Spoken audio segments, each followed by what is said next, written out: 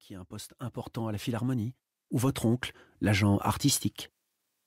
Je décline chaque fois. Merci, vraiment, c'est très aimable à vous. Je ferai un piètre invité. Je n'aime que les lieux ouverts, le vent qui circule et les portes qui claquent. Hier, vous m'avez demandé « Vous serez là demain ?» Demain, ce n'est ni jeudi ni vendredi. Alors oui, bien sûr que je serai là. J'endors un do dièse entre le départ du 19h03 pour Annecy et l'arrivée du 19h04 en provenance de Béziers. Éloignez-vous de la bordure du quai, s'il vous plaît. Tiens, vous êtes revenu? Je me présente alors. Moi, c'est Jo. Jo pour Joseph. Mais personne ne m'appelle plus Joseph depuis longtemps. Joseph, c'est un nom de grand musicien ou de père de Messie. Vous voulez que je joue, bien sûr, pour me tester, pour comprendre, voir s'il y a un truc. Aujourd'hui, vous exigez du Berg ou du Brahms. Désolé, je ne joue que Beethoven. Je vous énerve un peu, je le vois bien. Pardonnez-moi, je ne peux pas défaire 50 ans d'habitude. Alors, jouez le premier mouvement de la sonate au clair de lune, vous répliquez, quitte à faire dans le classique. Vous avez failli dire banal, et vous n'êtes pas le premier. Vous jetez un œil à votre montre. Vous ne voudriez pas rater ce dîner en ville, vos amis ou vos collègues vous attendent, les petits fours sont à point. Les mains levées, j'attends le rythme. Une motrice TGV s'échoue voie L, haletant par toutes ses ouïes. Une baleine électrique qui nage depuis Nice à 300 km/h, le fretin indigeste qu'elle recrache sur le quai, tourbillonnant en une pâte lourde de verre fondu. Les corps qui se déplient et foncent vers le sommeil, l'alcool, la crise cardiaque, l'ennui, que sais-je. Tout est là. Espoir et délaissement. Vous ne l'entendez pas. Je touche le clavier. L'arpège furieux, les accords, presto agitato. Le troisième mouvement, pas celui que vous avez demandé. Je n'aime pas ce qui est prévisible.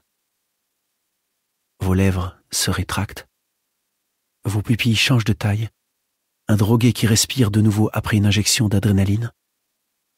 À la fin, vous restez silencieux.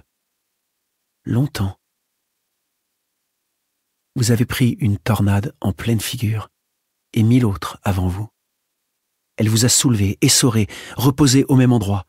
Vous n'en revenez pas d'être vivant. Vous ne direz plus jamais banal.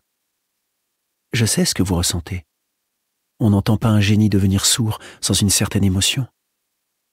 Vous dites « Un musicien de votre trempe, on lui donne la Légion d'honneur. On bredouille devant lui. Vous, on vous ignore toute la journée. Vous n'avez pas envisagé de vous produire? Me produire? Je ne fais que ça. Vous avez ce petit rictus d'impatience que j'ai remarqué, celui qui vous retrousse les lèvres. Non, vous produire sur scène. Vous ne seriez pas le premier à commencer une carrière tardive. Franchement, vous êtes encore jeune. Merci, madame, monsieur. Je dois rester là. Je ne voudrais pas manquer le dernier train, le dernier avion. Gardez vos légions, vos médailles, ces ornements qui piquent le cœur et l'engourdissent. Vous pourriez gagner beaucoup d'argent, Joseph. Achetez votre propre piano. C'est Jo, pas Joseph. Je n'ai pas besoin d'argent. J'ai tous les pianos que je veux. Et je ne suis plus jeune, à 69 ans. Je lis dans vos yeux que vous allez objecter, je vous arrête. Ce n'est pas de la coquetterie. C'est vrai ce que je vous dis. Je ne suis plus jeune depuis longtemps. Je me souviens même de l'heure à laquelle c'est arrivé. Allons nous installer à cette terrasse là-bas, face aux voies. Le café n'est pas bon, mais les sièges sont confortables. Je crois que, cette fois, il va falloir que je vous explique. Tout commença quand je tombais malade. Un mal incurable. Ne sursautez pas, je ne suis pas contagieux. Il me foudroya le 2 mai 1969. Je n'avais rien fait pour. Ceux qui l'attrapent vous diront la même chose. Mon infirmité ne figure pas dans les encyclopédies médicales.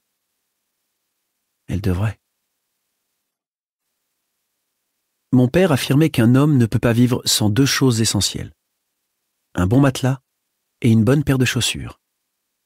Il vendait les deux. Pas ensemble, naturellement. La fabrique de matelas, il en avait hérité de sa mère, une Anglaise bien sous tout rapport, ou presque.